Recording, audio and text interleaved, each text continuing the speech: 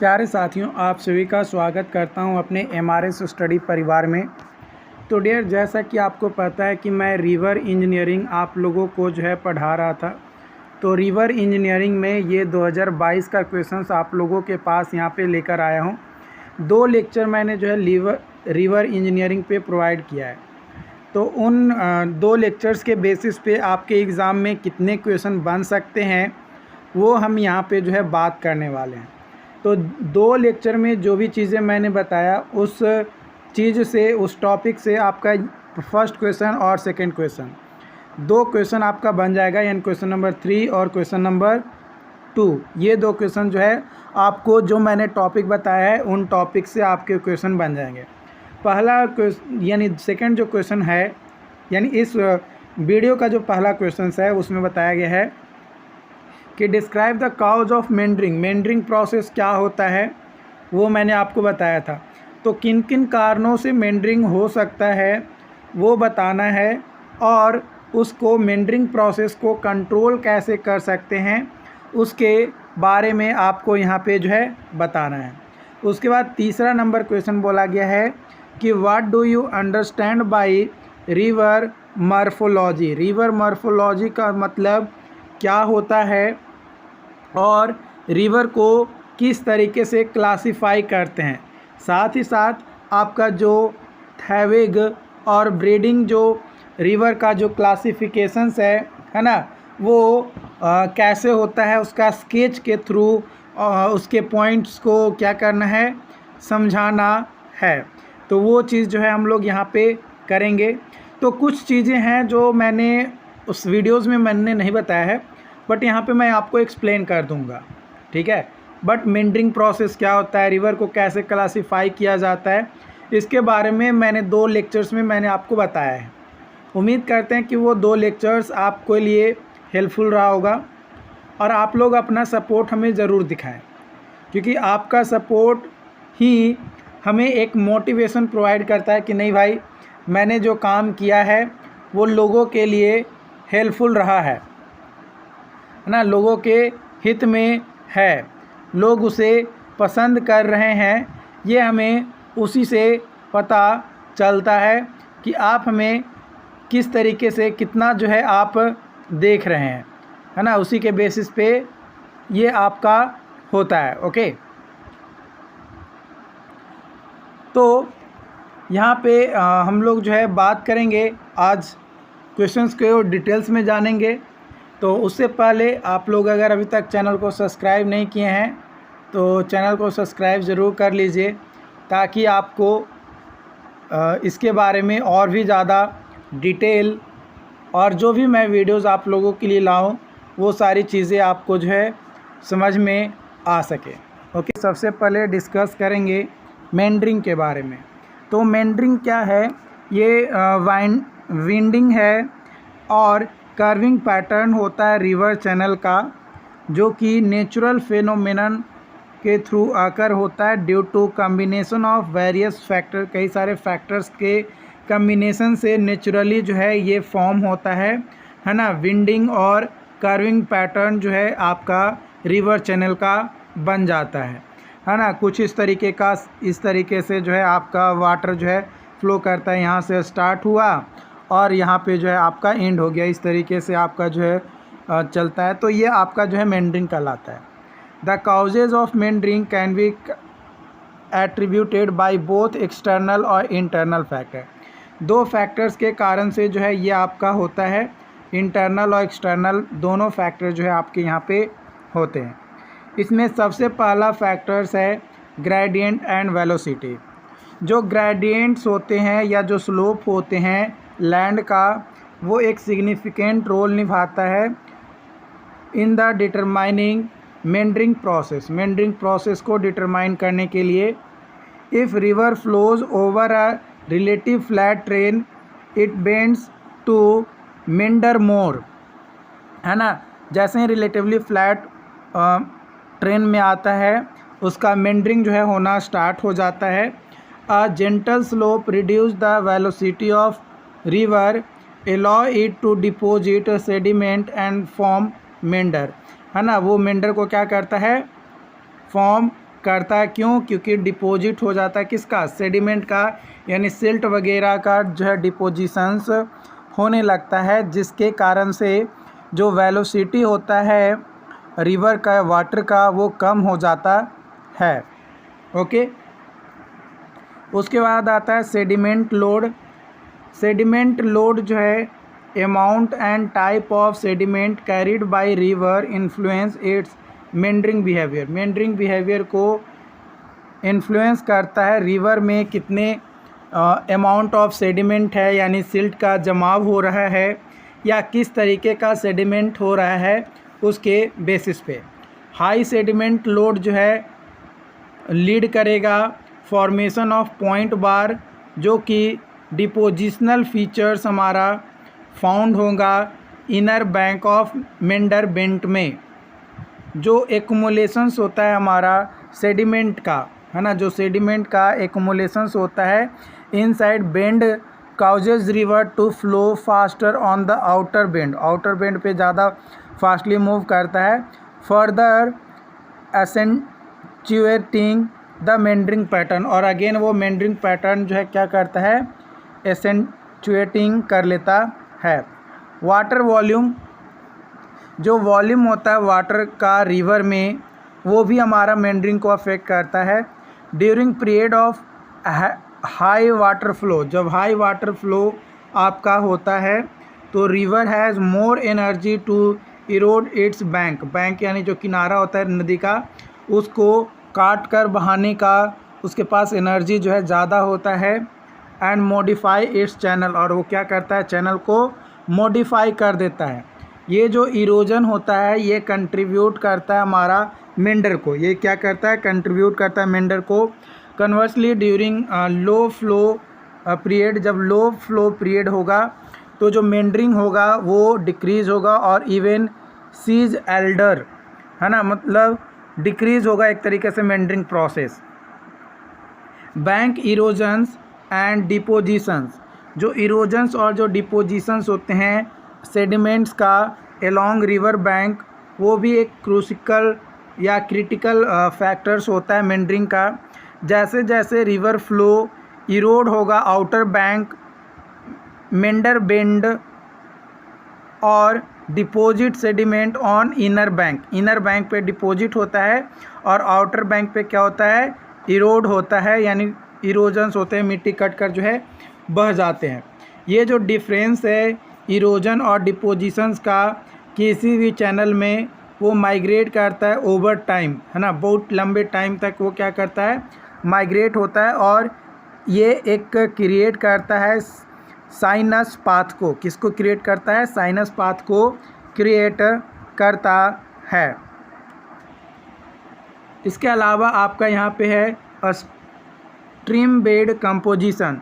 जो कंपोजिशन होता है स्ट्रीम बेड का, वो भी मेंडरिंग को इन्फ्लुएंस करता है।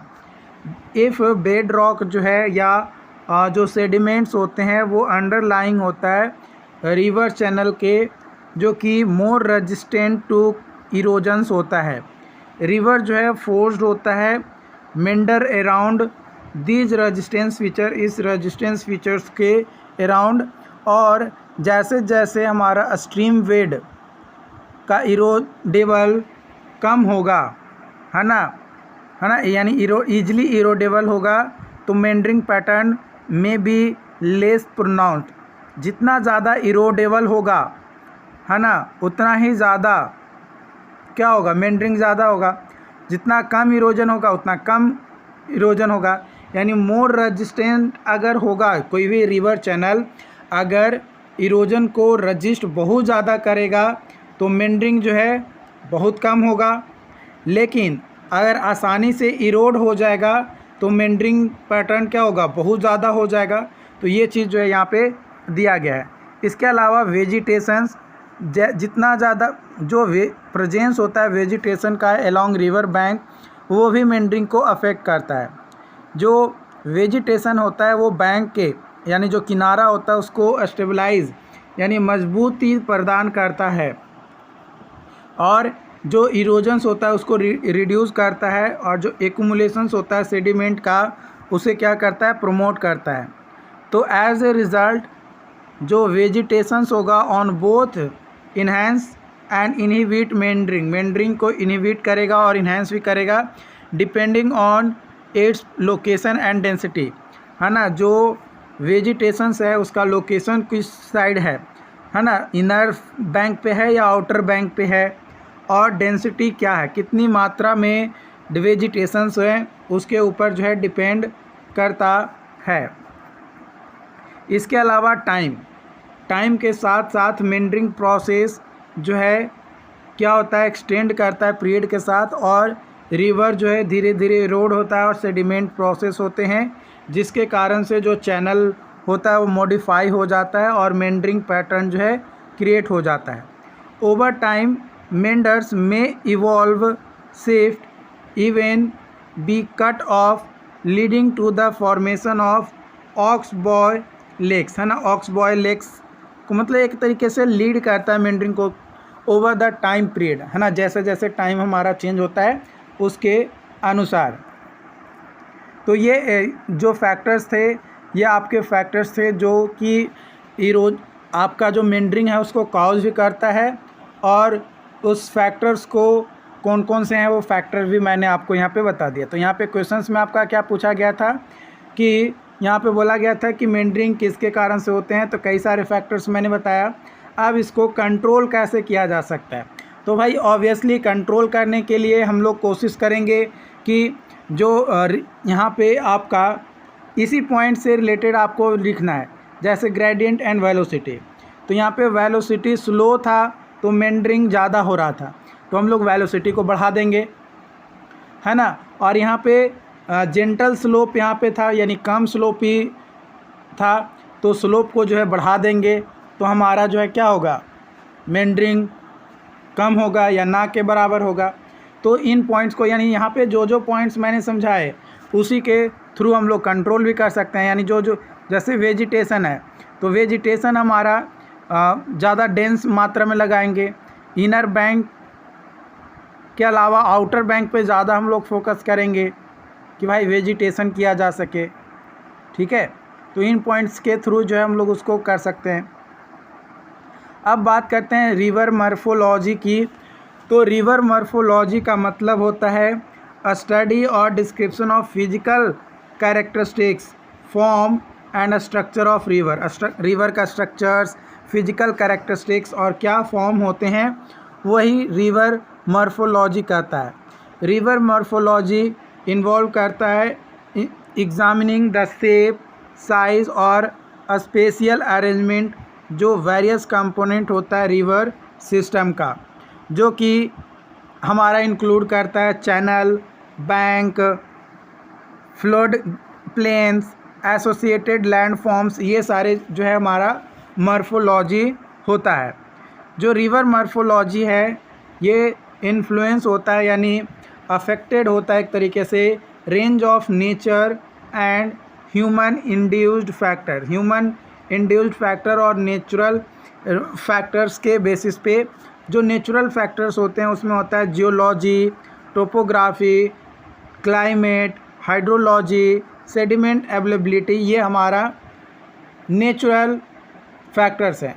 ह्यूमन एक्टिविटीज़ के बारे में बात किया जाए तो river engineering, land use changes, इसके अलावा आपका वाटर मैनेजमेंट प्रैक्टिसेस, ये सारे जो है रिवर मॉर्फोलॉजी को सिग्निफिकेंटली अफेक्ट करता है।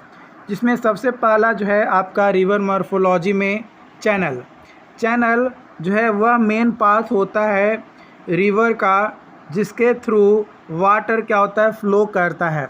ये इंक्लूड करता है विड्थ, डेप्थ, ग्रेडियंट, साइनियोसिटी, ये डिग्री ऑफ मेंडरिंग होता है, और ये अरेंजमेंट हमारा देता है बेंड्स और कर्व्स का, है ना। बेंड्स और कर्व्स का क्या करता है, अरेंजमेंट हमें जो है ये प्रोवाइड करता है। तो ये सभी जो है हमारा चैनल यानी मेन पाथ जिसके थ्रू वाटर फ्लो करता है उसमें इंक्लूडेड होता है। बैंक जो है ये यानी किनारा, जो रिवर का साइड होता है चैनल का, उसी को जो है बैंक कहा जाता है, जो कि कन्फाइन वाटर फ्लो होता है। और बैंक मॉर्फोलॉजी जो है इंक्लूड करता है हमारा characteristics like height, slope, stability और वेजिटेशन को क्या करता है, कवर करता है। फ्लड प्लेन जो है रिलेटिवली वह फ्लैट एरिया होता है एडजेसेंट टू रिवर चैनल जो कि पीरियोडिकली इनूडेटेड होता है ड्यूरिंग फ्लड, यानी जब बाढ़ आती है तो उस एरिया तक बाढ़ की पानी क्या हो सकते हैं, जाते हैं, तो उसको जो है फ्लड प्लेन कहा जाता है। फ्लड प्लेन मॉर्फोलॉजी जो है इन्वॉल्व करता है study of its width, elevation, vegetation और सेडिमेंट डिपोजिशन पैटर्न को इन्वॉल्व करता है, यानी उसके अंतर्गत हम लोग इन चीज़ों के बारे में पढ़ते हैं। इसके अलावा मेंडर जो है ये कर्व सेक्शंस होता है रिवर चैनल का, जो कि यूजुअली आकर होता है फ्लैटर एरिया में, जहाँ पे रिवर का जो वाटर फ्लो का जो वेलोसिटी होता है वो कम हो जाता है और जिसके कारण से हमारा जो फ्लो जिस स्पीड से होना चाहिए उस स्पीड से नहीं होता है, कम स्पीड उसका हो जाता है।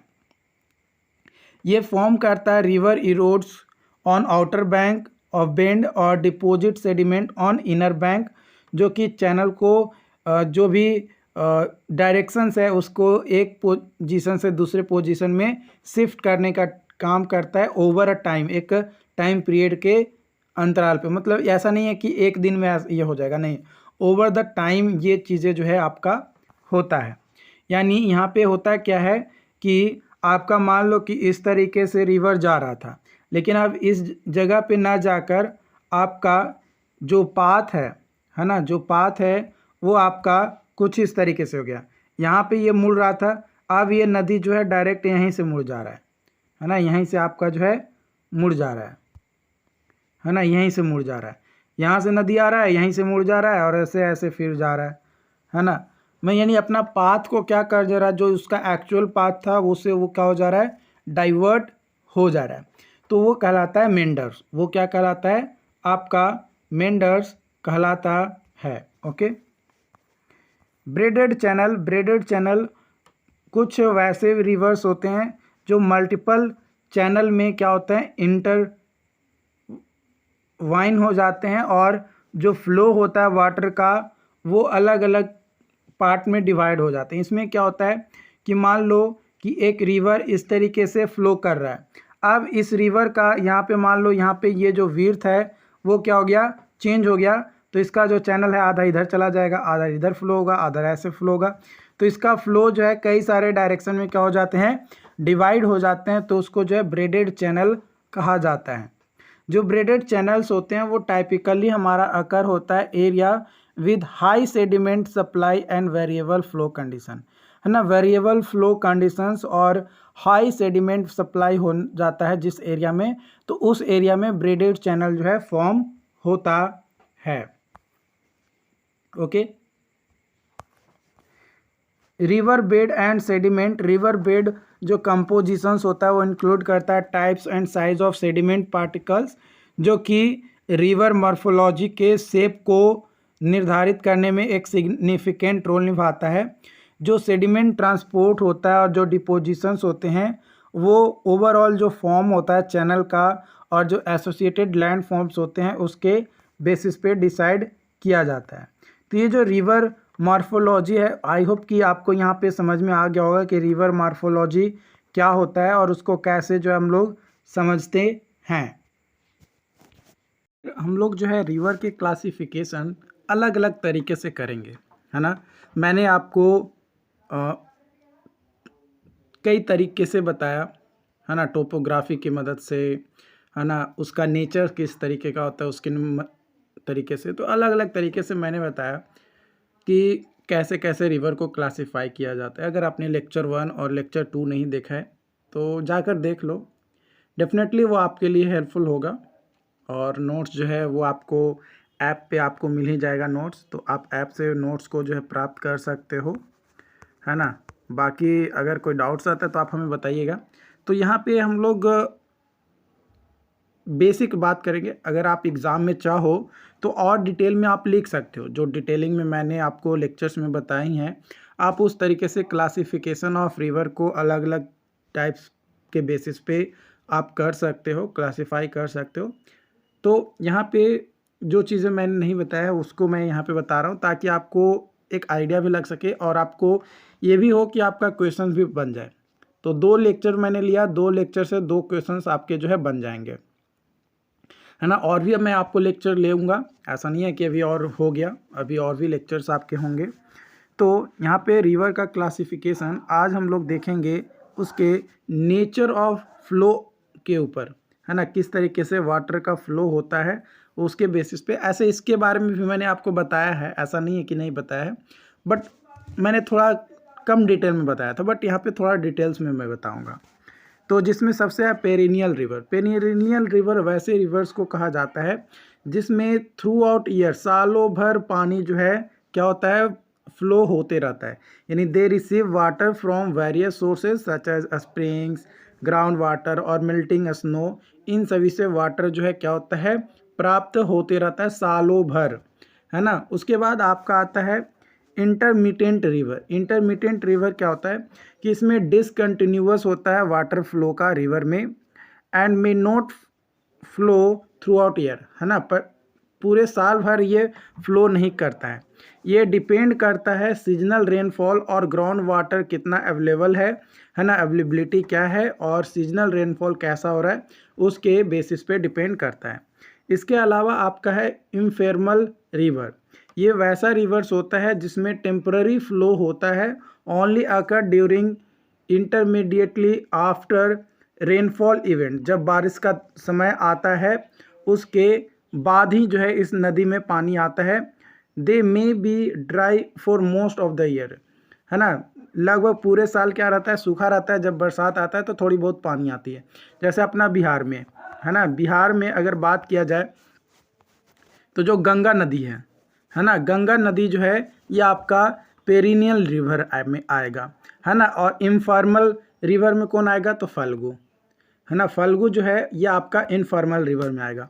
अपने बिहार में आपको जो है इंटरमिटेंट रिवर देखने को नहीं मिलेंगे, है ना।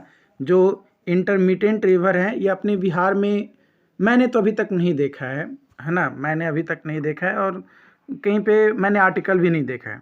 ओके, बाकी अगर आपको लगता है कि आपने आर्टिकल देखा है तो ज़रूर आप हमें अपडेट कीजिएगा।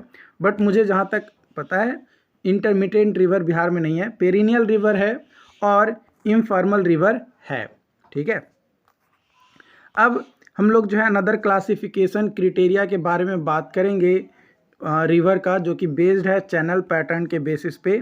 ये जो क्लासिफिकेशन है कंसीडर किया जाता है shape and pattern of river channel के बेसिस पे, जो कि 2 तरीके का पैटर्न के बेसिस पे आपका रिवर का क्लासिफिकेशन है, एक थैलवेग और एक होता है ब्रेडिंग, है ना। थैलवेग और ब्रेडिंग ये 2 तरीके का जो है रिवर का क्लासिफिकेशन है ना। ये भी रिवर का क्लासिफिकेशन ही आपका है, ये चीज़ जो है आपको ध्यान रखना है। तो थैलवेग वह चैनल पैटर्न होता है जिसमें line of deepest water in channel river. Channel river में जो वाटर का जो लाइन होता है बहुत ज़्यादा डीप यानी गहरा जो है चैनल होता है ना। It represent the path along which main flow of water occur. जिस मेन फ्लो जो वाटर का होता है उसी के अलोंग इसका पाथ होता है। जो थैलवेग होता है often meandering with in the river channel के अंदर मेंडरिंग फॉर्म जो है करता है, क्रिएटिंग अ साइनस पाथ, है ना। साइनस पाथ को भी जो है ये क्या करता है, क्रिएट करता है। ये टाइपिकली फॉलोज करता है स्टीप पेस्ट ग्रेडियंट को और अलाउ करता है रिवर को कि इफ़िशिएंट वाटर ट्रांसपोर्ट हो और सेडिमेंट हो आपका डाउन स्ट्रीम में। जो थैलवेग होता है ये एक इम्पॉर्टेंट कॉन्सेप्ट है रिवर इंजीनियरिंग का और मैनेजमेंट का, जो कि हमें हेल्प करता है बेस्ट अलाइनमेंट किसी भी स्ट्रक्चर्स को बनाने के लिए, जैसे डैम, ब्रिज या लिफ्ट्स को बनाने के लिए कोई भी स्ट्रक्चर बनाते हैं तो उसको अलाइनमेंट को चूज करने के लिए रिवर इंजीनियरिंग और मैनेजमेंट कॉन्सेप्ट में बहुत ज़्यादा हेल्प हमें करता है। ओके, तो यहाँ पे आप ये जो फिगर देख पा रहे हैं, ये फिगर जो है आपका लैटरल एक्सेलरेशन, ये क्रॉस सेक्शन है थैलवेग रिवर का, है ना। इसका जो स्लोप होता है बहुत डीप होता है और डीप वाटर फ्लो होता है, और इसमें मेंडरिंग फॉर्म आपका होता है। इसमें क्या होता है, मेंडरिंग फॉर्म होते हैं। इसका और डिटेल फिगर देखें तो आप ये देख सकते हो, है ना। यहाँ पे आप देखोगे तो यहाँ पे ये आपका च्यूट्स को फॉर्म करता है ना। ये क्रॉस ओवर हो गया, ये कट बैंक है, और ये आपका थैलवेग है, डीप में, एकदम डीप में ये है ना। ये रिपेल क्रॉस लेमनी है, थ्रो क्रॉस बेडिंग है, और यहाँ पे जो है लैग डिपॉजिट्स आपका देखने को मिलेगा। यहाँ पे आपका लैटरल एक्रेशन सरफेस आपका है। तो ये आपका रिवर है, इस तरीके से एकदम डीपली फॉलो करता है और ये मेंडरिंग को फॉर्म करता है, यानी मेंडरिंग, इस तरीके के रिवर में मेंडरिंग फॉर्म होते हैं। ठीक है, आपका ब्रेडेड रिवर है। जो ब्रेडेड रिवर होता है, इसमें क्या होता है कि ये चैनल है ना, चैनल जो है कई सारे सब चैनल में डिवाइड हो जाते हैं। रिवर का विड्थ को क्या कर देता है, थोड़ा बढ़ा देता है, और रिवर का अलग अलग चैनल में डिवाइड हो जाते हैं due to high depositions of sediment, है ना। सेडिमेंट या सिल्ट का हाई डिपोजिशंस होता है, जिसके कारण से, और ये इसके कारण से अलग अलग चैनल में सब डिवाइड हो जाता है, और कहीं ना कहीं हो सकता है कि वो मिल भी सकता है, नहीं भी मिल सकता है, या फिर डायरेक्ट समुद्र में जाकर मिल जाए। तो इस तरीके का जो रिवर होता है वो आपका कहलाता है ब्रेडेड रिवर या ब्रेडिंग रिवर, है ना। इस तरीके का रिवर आप गंगा में भी देख सकते हो, है ना, या सोन नदी है उसमें भी देख सकते हो, फाल्गु में भी होता है ना। हर नदी में इस तरीके का अपने जो प्लेन एरिया में लगभग है वो ब्रीडिंग रिवर देखने को मिलता है ना। कई जगह पे आपका थैलविंग रिवर भी है, यानी मेंडरिंग भी हमारा फॉर्म करता है, लेकिन आपको ब्रेडेड रिवर भी आपको देखने को मिलेगा। कई बार क्या होता है कि दोनों चीज़ें एक ही नदी के अंदर देखने को मिलता है, ब्रीडिंग भी और थैलविंग भी। तो ये कुछ सेक्शन जो है आपका रिवर का थैलविंग होगा, कुछ सेक्शन आपका जो है रिवर का ब्रेडेड होगा। ये भी आपको जो है देखने को मिलता है ड्यू टू डिपोजिशंस या सिल्टेशन के कारण से होता है, सिल्ट डिपोजिशंस के कारण से होता है।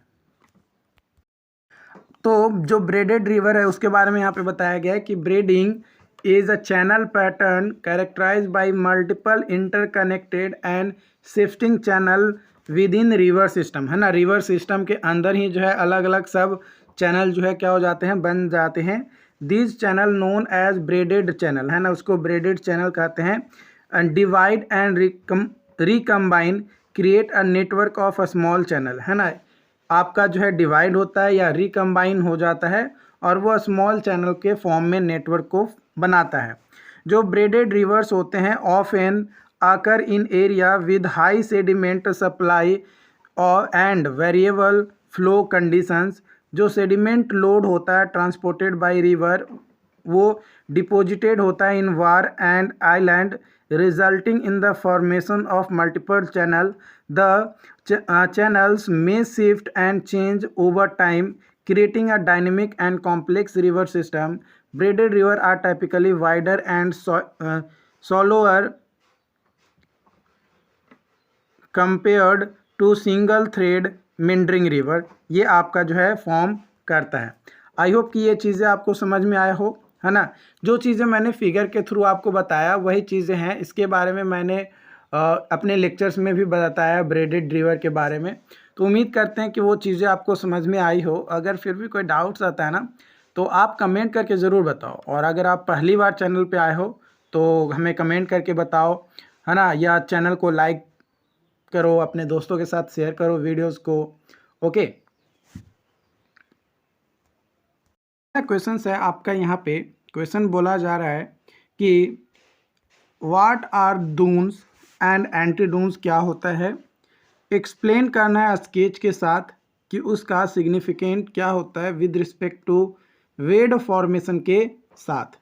ये जो क्वेश्चंस है ये आपका क्वेश्चन नंबर 5 है, जो कि 2022 में आपका जो क्वेश्चन पूछा गया था रिवर इंजीनियरिंग में, उसका ये क्वेश्चंस आपका है। तो हम लोग यहाँ पे सबसे पहले बात करेंगे डून्स के बारे में।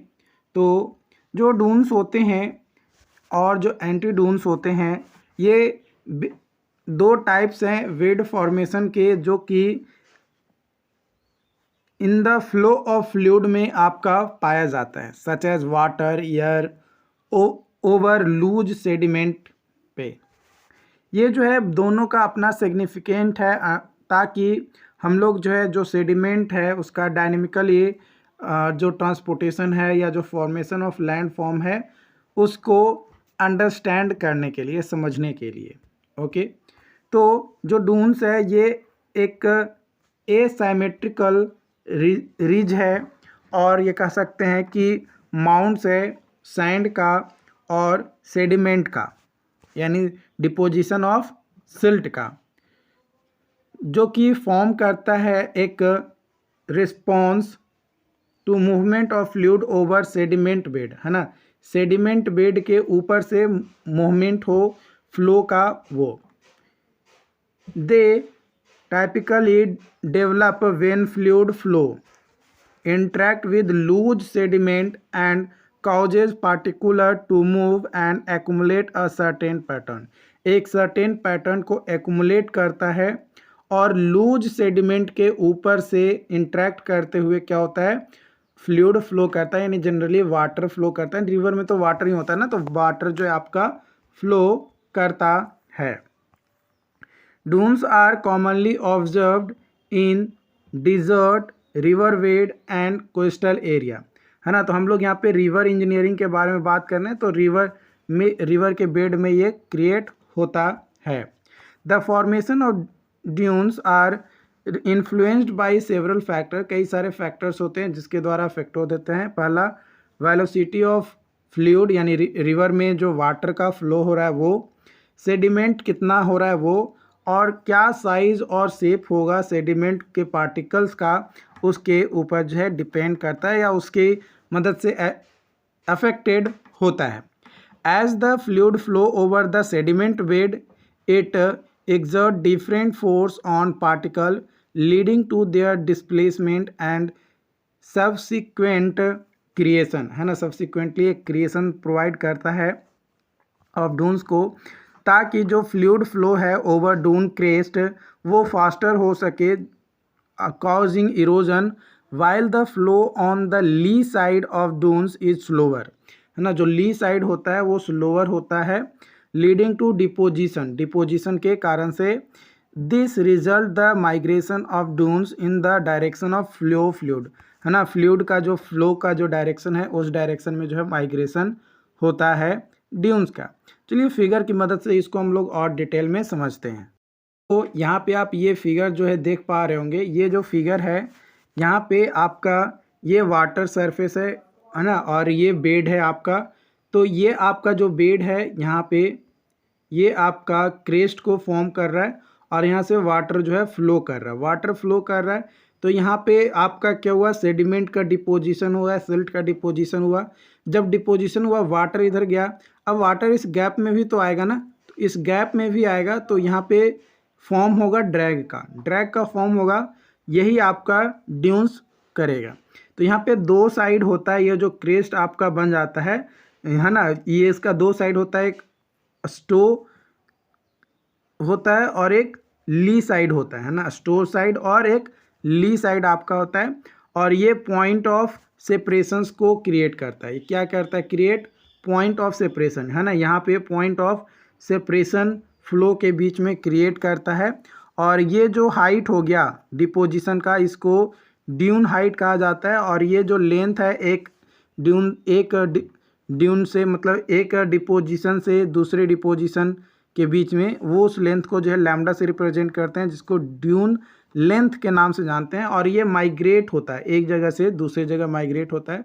और ये क्रेस्ट और जो आपका ली साइड है, इनके बीच में जो एंगल होता है उसको अल्फ़ा से रिप्रेजेंट किया जाता है। ऊपर क्रस्ट यानी डिपोजिशन ज़्यादा है, नीचे ट्रफ यानी खाई, है ना। पहाड़ नियत उठा हुआ और नीचे ज़मीन नियत एकदम धंसा हुआ पार्ट आपका होता है। उसी को यहाँ पे और डिटेल में यहाँ पे जो बताया गया है कि किस तरीके से जो है रीस्टैब्लिशमेंट बाउंड्री लेयर होता है, और ये जो है टर्बुलेंट शियर लेयर आपका जो है डेवलप हो जाता है। यहाँ पे ली साइड ये है और ये आपका स्टो साइड आपका है। ओके, और ये वाटर सरफेस लेवल है कि इस तरीके से जो है पानी आपका फ्लो हो रहा है।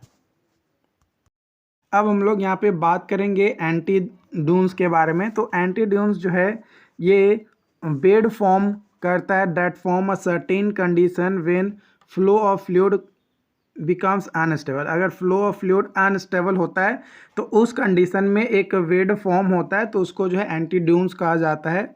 They are categorised by inverted V shape structures और undulations in the sediment bed. Sediment bed में अंडुलेशंस या वी शेप्ड इन्वर्टेड से स्ट्रक्चर जो है क्या होता है, बन जाता है, तो वो जो है एंटी ड्यून्स कहलाता है।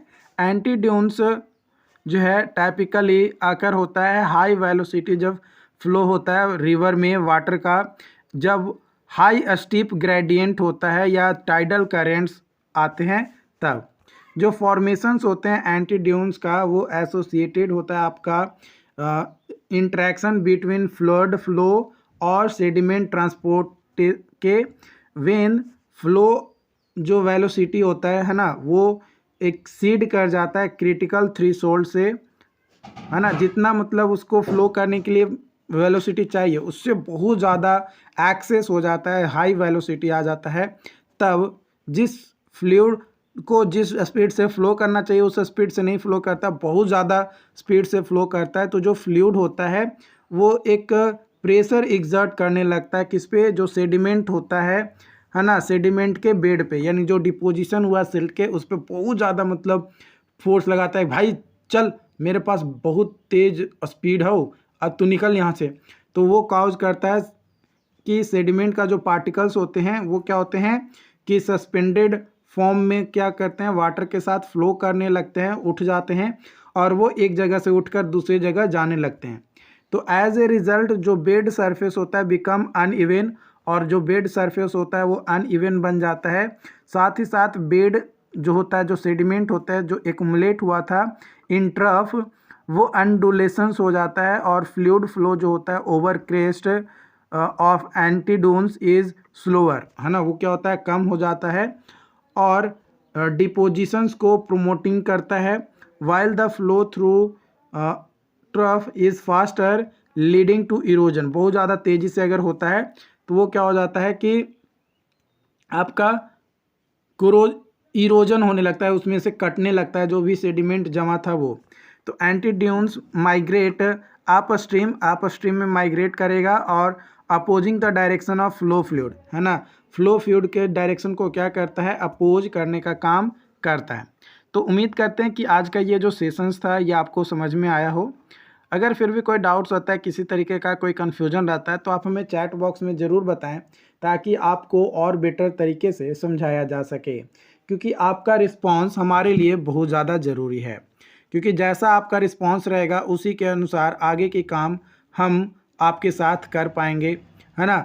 आप हमें कमेंट करके अपना रिप्लाई बताइएगा, जवाब दीजिएगा, तभी तो हमें पता चलेगा ना कि आप कितना समझ रहे हैं, क्या समझ रहे हैं, क्या नहीं समझ रहे हैं, है ना। तो हमें एक रिस्पांस मिलता है कि हाँ भाई चलो सामने वाला जो है व्यक्ति ये चीज़ जो है इसके बारे में समझ रहा है।